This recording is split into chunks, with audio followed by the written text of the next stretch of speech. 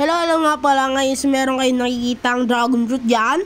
And hinog na nga pala siya, and syempre alam niyo na kung anong gagawin kapag hinog na, di ba? Kailangan natin pitasin yung bunga. So meron pa nga dyan palang isa, and apat nga pala silang dragon fruit na pipitasin natin ngayon. So ito na nga pala yung pang-apat. Yung pang-apat is medyo maliit. Kasing liit ng chance na magkaroon ka ng jowa. Ay, mali.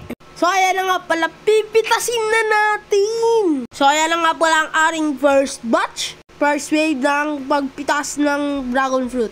Kung alam nyo lang is kakatapos nga lang pala umulan, kaya napaka-goods nga, medyo parang basa-basa pa siya, fresh ganon. Natanggal na yung mga langgam-langgam ganon-ganon, di ba? Goods na yan. So men, ang ganda talaga kapag meron kayong tinanim, meron din kayong aanihin, di ba? Yung kumbaga, yan yung tinanim mo. Wag lang yung tanim ng ng sama ng loob, basta yung tinanim mo ng ganyan. Syempre, tuloy-tuloy na yan. Kapag makina, bubunga na yan. So parang buhay lang din yan no? Kailangan kayo magtanim, yung parang negosyo, ganon. Tsaka syempre, kailangan maging madiskarte, ganon. Para syempre, pag last, di ba? Meron na kayong aanihin.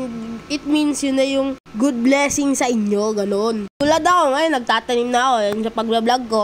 And syempre, grind lang tayo ng grind, and until we succeed, we success, ganon. So, dito na lang, bye-bye.